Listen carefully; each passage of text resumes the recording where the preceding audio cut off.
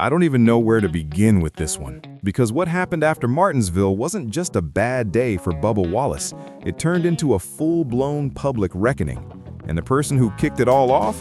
Richard Petty, the king himself. 7 NASCAR championships, the most respected voice in this sport, and he did not hold back even a little bit. When one of the all-time greats calls you out by name on his own podcast, you know the entire sport is watching. And trust me, this story goes way deeper than just one ugly wreck. There's frustration, there's team drama, and there's a championship campaign that might already be slipping away. We've got to talk about all of it. And hey, if you're new here, hit that like button and subscribe. This is NASCAR Hub, and if you live and breathe this sport every single week like we do, you are in exactly the right place. We're just getting started. Let's get into it. So here's what happened. The Cookout 400 at Martinsville Speedway is rolling along, and then lap 324, everything goes sideways. Bubba Wallace and Carson Hocevar get tangled up, and we're not talking about a racing incident. We're talking 12 cars caught up in a massive pileup. 12! And the guy who started the whole mess? He didn't even finish the race. Let me walk you through exactly how this unfolded. It started one lap before the big wreck. There was a restart, and Hocevar, driving the number 77 Chevy for Spire Motorsports, made a bold move. He went 3 wide underneath Wallace heading into turn 1. Little bit of contact, Hocevar gets past coming out of turn 2. That's just hard racing at a short track. But Wallace did not like it, not one bit. As they head into turn 3, Wallace gets right up behind Hocevar and shoves him, then does it again and again. He kept pushing into the back of the 77 car through turns 3 and 4, multiple hits. On the exit of turn 4, Hocevar's car finally spins out on the front stretch, and the cars behind them have nowhere to go. Daniel Suarez, Chris Buescher, Austin Dillon, Austin Hill, Zane Smith, John Hunter Nemechek, Eric Jones, Michael McDowell, Connor Daly, and even Wallace's own teammate Riley Herbst all collected.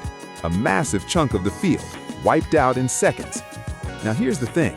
Hocevar's team fixed his car enough to stay on the lead lap. He worked his way back to finish 17th, matching his best ever finish at Martinsville. Pretty impressive for a guy whose car just got destroyed. Wallace wasn't so lucky. Done for the day. Finished 36th, first DNF of the season. Had to go to the infield care center to get checked out. After being released, he spoke to Jamie Little from Fox Sports right there on pit road, and he didn't try to hide from it. He said, "I misjudged. I didn't appreciate the 3 wide into 1, fine, but I misjudged the center of the corner and didn't mean to turn him." So Wallace is saying it was a mistake. He got frustrated, but claims he didn't mean to wreck Hocevar. A lot of people watching that replay are not buying it. And one of those people is Richard Petty. The king was actually at Martinsville that day. He saw the whole thing with his own eyes.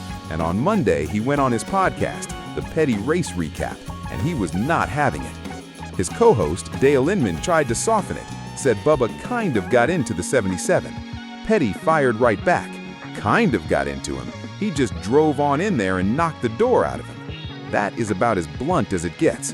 When Richard Petty says you knocked the door out of somebody, that carries real weight in this sport. And Petty wasn't the only big name with something to say. Kevin Harvick, who was working the Fox broadcast, called it out right when it happened, said Bubba drove straight through the 77 and suggested something deeper was going on with him that day. Then Kyle Petty, Richard's son and NASCAR analyst, took it even further on the Inside the Race podcast. Kyle said he's been in Wallace's shoes. He's been wrecked, and he's wrecked other people. Frustration is real. But then Kyle brought up something nobody else was talking about. He said Wallace is dealing with double frustration this season.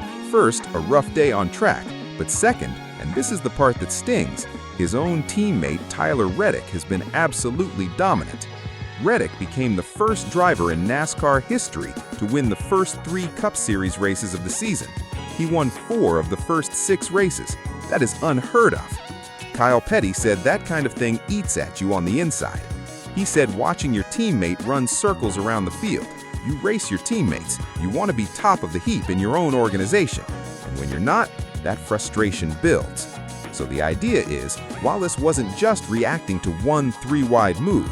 He was carrying weeks of built-up pressure, and it all came out at the wrong moment on the wrong track. Kyle Petty also defended Hocevar, which not everyone is willing to do.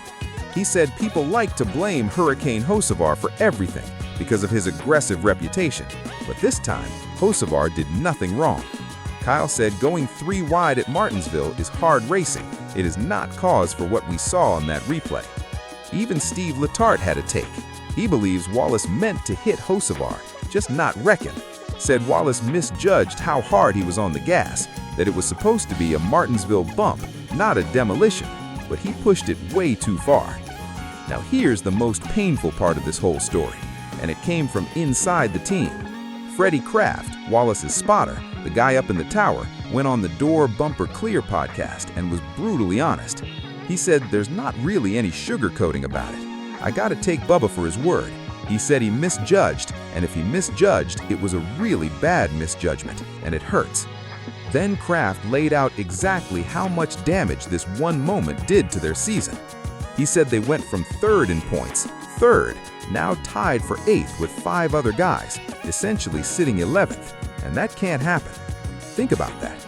Wallace came into Martinsville sitting 3rd in the championship. He had 4 finishes of 11th or better in the first 5 races. At one point, he was sitting 2nd in the standings, a real shot at a title. And now, after back-to-back DNFs at Darlington and Martinsville, all of that early season work is gone. Kraft didn't stop there. He said, and I'm paraphrasing here, that if you want to be a championship contender, that kind of thing cannot happen. And the word he used that hits the hardest is self-inflicted. This wasn't a mechanical failure, wasn't bad luck, wasn't somebody else putting him in the wall. Wallace did this to himself and took his own season backward. Meanwhile, over on Hocevar's team radio right after the wreck, he gets on and says, "It was Bubba, shake and bake." A perfect little Talladega Nights reference, right in the middle of a real crash. That is Hurricane Hocevar for you. And Kraft made one more point worth sitting with.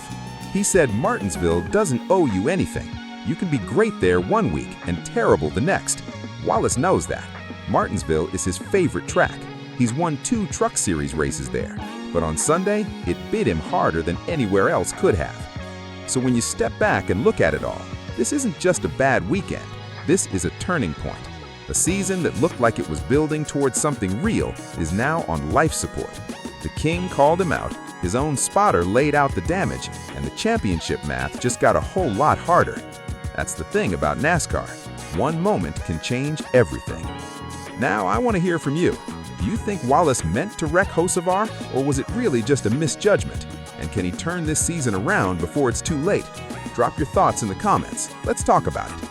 If you enjoyed this, hit that like button and subscribe. This is NASCAR Hub. Real, honest NASCAR talk every single week. We're just getting started, and we want you here for all of it. Thanks for watching. See you next time.